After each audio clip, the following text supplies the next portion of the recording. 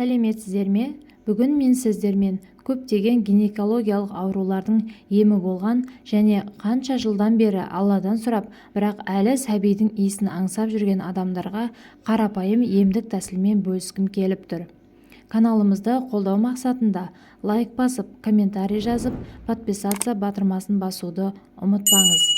Айтылған берілген мәліметтер сынақтан өткізіліп, оңай болса да қанша әйел адамдарды қуанышқа бөлеген жайы бар. Менің каналымның қаралымнан гөрі маған бір адамның болсын менің себебімнен ем тауып, ауруларынан жазылып, немесе ана бақытын сезіндіруден асқан маған бақыт жоқ. Сондықтан, егер сіз осы төменде видеода аталған аурулар өзіңізде кездессе, сынап, қолданып көруіңізді өтінер едім. Қазіргі кезде әйел кісілердің барлығында міндетті түрде цистит, миома, киста, эрозия, эндометриоз, тағы басқа сол сияқты ауру түрінің біреуі міндетті түрде кездесіп жатады. Аурудың қай-қайсысы да жеңілдік әкелмейтіні рас. Бүгін сіздермен бөліспекші болған әдіс осы жоғарыда аталған барлық аурумен күресіп, тіпті бала сүюіңізге де себепші болуы мүмкін. Ол үшін бізге қарапайым әр үйдің асханасында кездесетін пияз қажет болады. Пияздың орташа көлемді бір үштігін алып, асты-үстін алып тастайсыз. Бірақ қабығын ашымай, төртке бөліп, жарты литр суға салып, 15 минут ішінде қайнатасыз. Осы қайнатылған суды күні бойы ішіп таусасыз. Іштегі суықтың барлығын алып шығады. Процедура 1 ай бойы ішсеңіз де жарайды. Цистит, миома, киста, эрозия, эндометриоз барлығынан бір-ақ құтылуға болады. Тек бір ғана осы пияз сорпасының арқасында. Циститтен құтылудың бұдан да оңай және тез нәтиже беретін жолын іздесеңіз, мен сізге видеоның жоғарғы жағында видео сілтеме қалдырамын. Соны басып көрсеңіздер, бірнеше әдіс тәсілдермен бөлісіп өткенмін. Әдіс тәсілдердің барлығы үй жағдайында жасалады. Эффекті де өте жоғары болып келеді. Егер сіз бұл сорпаны бала сүю үшін ішуге ниет етсеңіз, жолдасыңызбен бірге ішсеңіз дұрыс. Ол кезде рецепті 2 есе көп етіп істеп, күн бойында ішіп жүресіздер.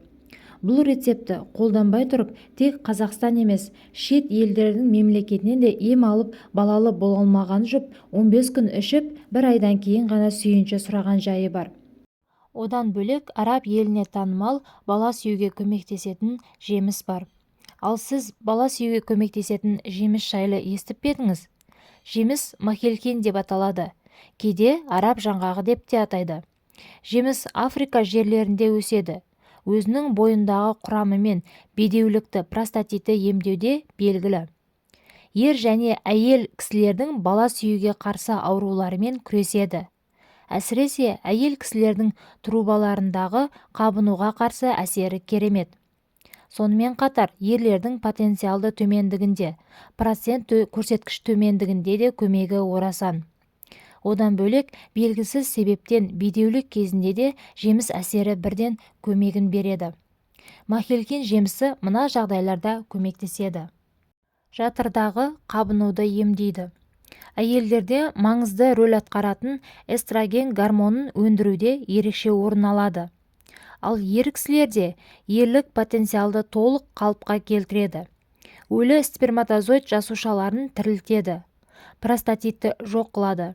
Сонымен қатар ер мен әйелдерде болатын гормоналды бұзылыстарды реттейді. Кез келген репродуктивті жүйедегі патогендерді өлтіреді. Иммунитетті көтереді. Ең басты бедеуліктің себебінің бірі стресс, депрессия, невроз, фобиядан арылуға көмектеседі. Ағзаны тыныштандырады. Қолдануға болмайтын уақыттар. Етеккір кезінде мүлдем қолдануға болмайды. Түрлі жаңғақтарға аллергия болғанда қолдануға тыйым салынады.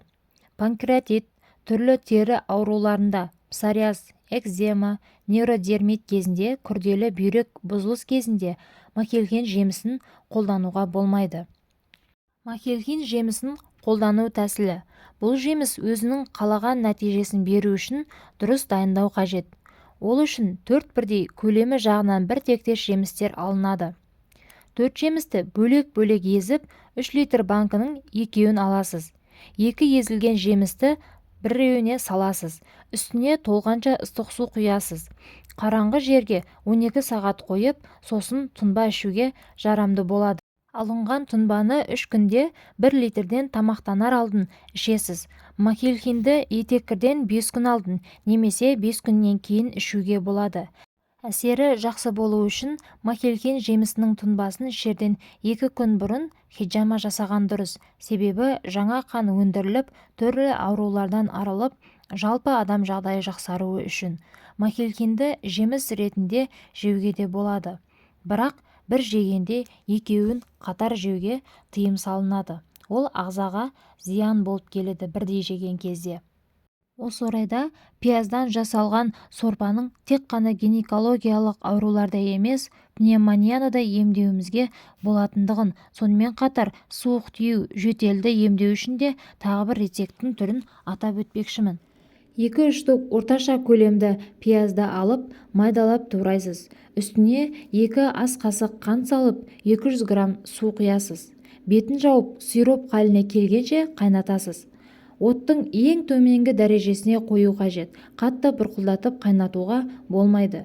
Үлкендерге күнделікті 1 ас қасықтан, балаларға 1 шай қасықпен әр 1,5-2 сағат сайын ішкізіп отыру керек. Әрі ангина, әрі гайморит, әрі жөтел, әрі пневмониядан осылай оңай ғана құтыла аласыз. Сіздерге бүгінгі берген мәліметіміз пайдалы болған болса, кәдеңізге жарасын. Ауырып ем іздегенше ауырмайтын жол іздейік.